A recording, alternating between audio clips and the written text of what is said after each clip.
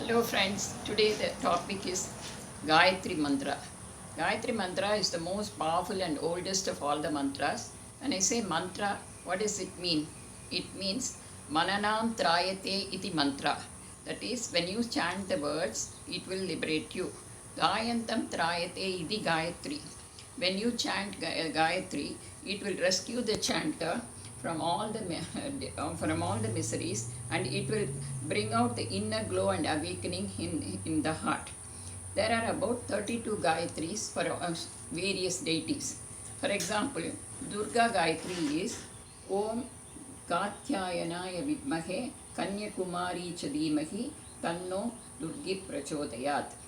Lakshmi Gayatri is Om Mahalakshmi Vidmahe Vishnu Patni Chadimahi Tanno Lakshmi Prachodayat. You can see in all these Gayatri, there are only 3 lines with 8 syllables. And the words Dhimahi, Prachodayat, and sometimes Vidmahe will be the common words. But when you say Gayatri mantra, it is only the original Gayatri mantra or the Maha mantra given to us by the great sage Vishwamitra. It seeks the blessings of the sun god to bestow upon you that level of intelligence which would remove the darkness from your heart and make your intellect glow and glitter like the sun. It is the prayer to the sun god. And Gayatri Mata is a very, very powerful deity. She has 5 faces and 10 hands. The 5 faces depict the 5 intellects said in the Vedas. They are the spiritual heart, Meda the higher intellect, Prajna the higher awareness, Dhriti the higher will, and Smriti the higher memory. Thus, when you chant the Gayatri Mantra every day at dawn, dusk, and midday, you are sure to get these 5 higher intellects. During the Upanayanam ceremonies, the father initiates the son only with this mantra in the Brahmopadesha. And in the words in the Gayatri Mantra, before we go into the deeper detail of the Gayatri Mantra, I'll tell you the origin of the mantra, how Vishwamitra got the mantra from the god. Vishwamitra was a great king and a sage. He was in control of a very big kingdom and army. Once evening, he goes to the hermitage of Vasishta with a big army. He wanted to take the blessings of the great sage Vasishta, who is a Brahma Rishi.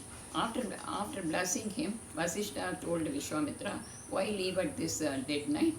Rest for a while and take food in my ashram, and then you and your army can leave the next day. Vishwamitra initially refused, thinking why to trouble this old sage. How can he be able to feed the entire army and himself at this late evening? But since Vasishta insisted, he agreed. Vasishta then went into his hermitage and then whispered a mantra into the ears of a special cow which was standing, that is Kamadhenu. Soon there appeared pots and pots of steaming delicious food. It was smelling with saffron and good aroma. He prayed and then asked the king and his men to help themselves. The food tasted so like nectar. The king have never tasted such a very good food in all his life. There was more than enough for the entire army also. With all astonishment, Vishwamitra asked Vasishta how he could achieve this. Vasishta told him that he has a cow. It is like a mother to him, and it will give him whatever he wanted. Then greed and jealousy came into the minds of the king. He thought such a magical cow should belong to him. Why it is staying with Vasishta? Its place should be palace, so he can feed the entire kith and kin with good food, wishing before the cow. Therefore, he asked Vasishta to part with the cow, and he even started bargaining, saying that he will give him any amount of gold, silver, or cattle, or whatever he wanted. But Vasishta said, Please don't entertain such ideas. It was given to me by the gods, and I cannot part with it. Further, the divine cow will stay only in places where there is the ambience of Brahma Tejas. Nothing entered the ears of the jealous or king. He said that there is no necessity for him to ask his permission to take the cow. Everything in this kingdom belongs to me, and whatever is there, I can take without your permission. I can take, and now I am going to take the cow. Then Vasishtha said, "Try your might." Then Vishwamitra asked his men to take the cow. As the soldiers neared the cow came running to near Vasishtha and looked at him for mercy. Then Vasishtha immediately took out his Brahmadandam and showed it before the soldiers, and all the soldiers, the entire army, fell like dead leaves. Oh no, Vishwamitra was stunned. He could not believe his eyes. All his men fell down just by the sight of the danda. He could not gulp his defeat. So he said, "Now I myself will approach and pull the cow." So he went near the cow to pull it. Again Vasishtha showed his Brahmadanda. This time the king did not fell down, but he had become so powerless and weak, that he could not even lift his hand. Now Vishwamitra realized the power of Brahmadandam and the power of Brahma Rishi. He said, "Kshatriya balam kim balam, Brahma balam eva balam balam." That is, what is the use of the army, wealth, power, bravery, and soldiers, etc., etc.? It is all nothing before the Brahma balam of Vasishtha. Therefore, he decided now he should attain that Brahma balam, Brahma Tejas, Brahma balam, and Brahma Dandam, everything. He should become a Brahma Rishi. So he went to the kingdom, gave away all his responsibility to his soldiers and ministers, ministers and sons, and he left for the Himalayas to do the penance. He did penance for austerities for about 100 years. When I say 100 years, it does not mean the 100 years we have now. Those days, the years, days, and night, and all, everything is totally different. That is, he almost was nearing his goal, but he had to face some few hurdles also before he could achieve his goal. One such hurdle was the Tirshanku. You all must have heard of the story of Tirshanku. Anyway, Tirshanku was a king of those days. He had the stupid desire that he wanted to go to the heaven with his human body. All of you know that as we die, only the Shushma Sarira goes to Pitraloka and heaven, and the Stula Sarira is discarded here. And he asked Vasishtha to help him in his mission. Vasishtha said no, he cannot entertain such stupid wishes and which are against the law of the God. He asked him to go away. Then he then went and requested the sons of Vasishtha, and they all laughed and heckled at him, and then they made him ugly and for entertaining such stupid thoughts. Ashamed and enraged, Tirshanku then went to Vishwamitra in Himalayas. He told the rishi that his enemy Vasishtha refused to grant him his wishes. Then the Vishwamitra was still haughty and had some ill feeling towards Vasishtha. Immediately said, "My enemy is my friend. I am going to help you. Don't worry. I'll send you with all my powers, and I have all the powers now." So saying, he sent Tirshanku to heaven with his Stula Sharira. Indra, on seeing that Tirshanku is coming with his corporal body, pushed him down, saying that he cannot come like this, which is against the law of heaven. Then Tirshanku fell upside down, and as he was falling and descending towards earth, Vishwamitra stopped him in the middle and then created a heaven for him there. And it is called Tirshanku Swarga. And even now, if anyone is very confused state, we say they are in a Tirshanku Swarga. So Vishwamitra realized that he had spent away all his power he got of his tapas in helping Tirshanku. He cursed himself and then decided that he will be more conscious this time and reach his goal. Again he went into austerities for hundreds of years. This time, Indra who was very angry with Vishwamitra, sent Menaka to distract him from his tapas. Vishwamitra was moved by Menaka's seducers, and forgetting his goal, he started living with her. Then Shakuntala was born. Then Menaka left him.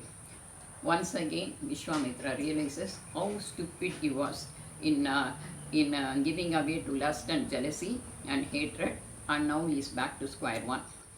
Finally, he decided not to be moved away by any distraction and decided to do penance with a single-minded, standing on one leg and not eating anything or drinking. Vishwamitra reached his goal of high penance. Brahma appeared before him, and then he blessed him and gave him the title Maharishi. But Vishwamitra was not satisfied with the title, with this title. He is saying wanted to become a Brahma Rishi. So he said, asked Brahma to make him Brahma Rishi.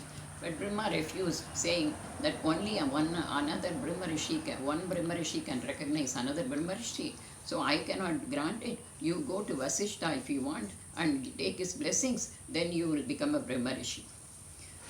With a confused state, Vishwamitra goes to the hermitage of Vasishtha. There he hears Vasishtha talking to his wife Arundhati.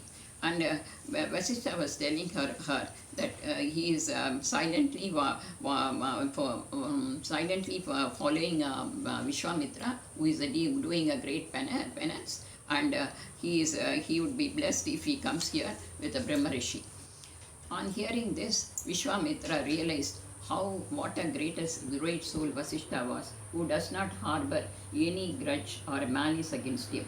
And even though he has threatened to, immaturely he had threatened to kill him and punish him, etc. But immediately, so he realized, and all his ego and all his ego melts away, and then he immediately fell down on the feet of Vasishtha. As soon as Vishwamitra's head touched the feet of Vasishtha, he goes into a trance. He could hear sounds. The sounds formed into a verse. Those days, the rishis had the power of grasping the sounds from the space, like a radio.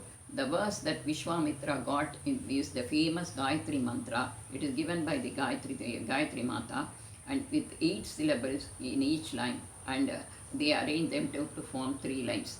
It is Om Bhur Bhuvasvaha Tat Savitur Arenyam Vargo Devasya Dhimahi Dhiyo Yonaha Prachodayat. Thus, we come to the last part of my talk, that is what the meaning of Gayatri Mantra. When you chant the mantra with proper pronunciation, it would bring you the spiritual and righteous wisdom.